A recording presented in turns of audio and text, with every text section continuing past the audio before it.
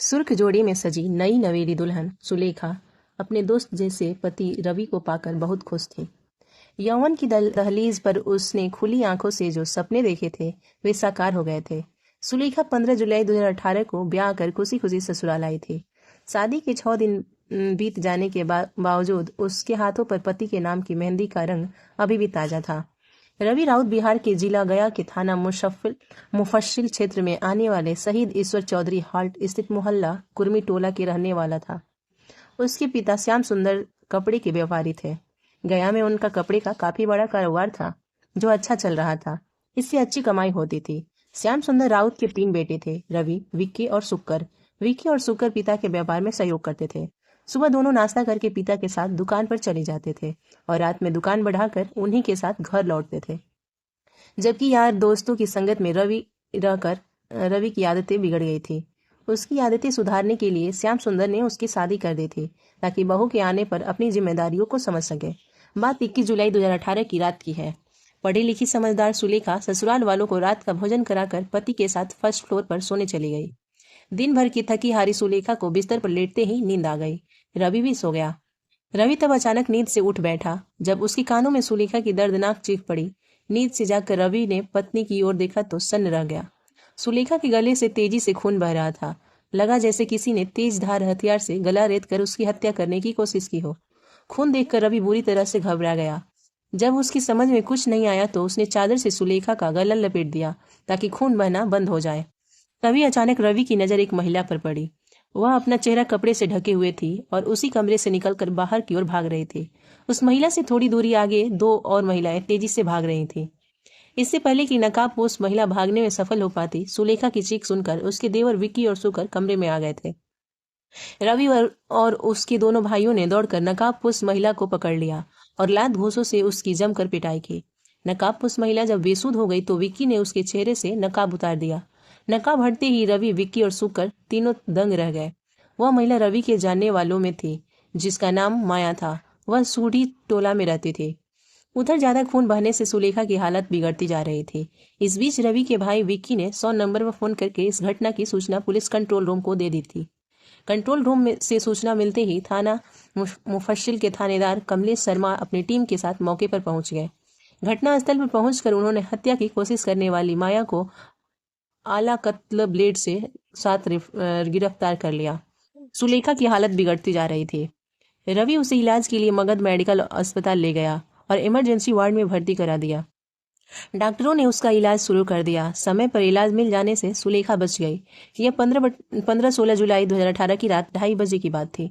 अगले दिन रवि राउत की नामजद लिखित तहरीर पर मुफस्सिल थाने में माया के खिलाफ 307 आईपीसी के अंतर्गत केस दर्ज कर दिया गया। मुकदमा दर्ज होने के बाद थानेदार कमलेश शर्मा सुलेखा का बयान लेने मगध मेडिकल कॉलेज अस्पताल पहुंचे। सुलेखा ने कमलेश शर्मा को बताया कि रात 1-1:30 बजे के करीब उसका पति रवि दरवाजा खोलकर बाहर चला गया था। तभी एक नकाबपोश औरत ने कमरे में घुसकर मुझ पर हमला बोल दिया। एक औरत कमरे के अंदर थी जबकि दूसरी कमरे के दरवाजे के पास खड़ी थी। वह वहीं से पूछ रही थी कि सुलेखा मरी या नहीं। मुझ पर नकाबपोश औरत ने न केवल हमला किया बल्कि मुझे तेजाब पिलाने की कोशिश भी की, लेकिन मेरी चीख सुनकर ऊपर आए मेरे देवरों ने मुझे बचा लिया। पकड़ी गई औरत ने अपना नाम माया बताया। जांच अधिकारी ने जब उससे हमले की वजह पूछी तो वह बताने में असमर्थ रही। वह खुद हैरान थी कि माया ने उसकी हत्या करने का प्रयास क्यों किया, जबकि वह उसे जानती तक नहीं थी। सुलेखा की बात सुनकर एसओ कमलेश शर्मा हैरान रह गए। कमलेश शर्मा को सुलेखा के बयान ने परेशानी में डाल दिया था। इसका जवाब सिर्फ माया ही दे सकती थी या फिर सुलेखा का पति रवि राउत। माया महिला थाने के हवालात में बंद थी। कमलेश शर्मा ने थाने लौटकर आरोपी माया को महिला थाने से बुलवाया, फिर उससे पूछताछ की। माया का बयान सुनकर विवेचक शर्मा अवाक रह गए। माया ने पुलिस को बताया कि रवि और उसके बीच करीब 3 साल से प्रेम संबंध थे। दोनों एक दूसरे को प्यार करते थे। रवि उससे शादी करना चाहता था, लेकिन अपने घर वालों की वजह से वह ऐसा नहीं कर पाया। अपने बयान में माया एक एक राज से पर्दा उठाती गई। माया के बयान से इस मामले में एक दिलचस्प मोड़ आ गया। उसके बयान पर विश्वास करके पुलिस जब रवि से पूछताछ करने मगध मेडिकल अस्पताल पहुंची तो रवि वहां नहीं था। उसकी जगह सुलेखा के पास उसका छोटा भाई विक्की बैठा था। पुलिस ने जब विक्की से रवि के बारे में पूछताछ की तो उसने बताया कि रवि घर पर होगा। एसओ कमलेश शर्मा ने रवि को अस्पताल बुलाने के लिए एक सिपाही उसके घर भेज दिया।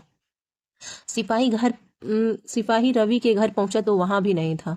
पूछने पर घर वालों ने बताया कि वह रात से अस्पताल से नहीं लौटा। सिपाही ने लौटकर यह बात एसओ को बता दिया।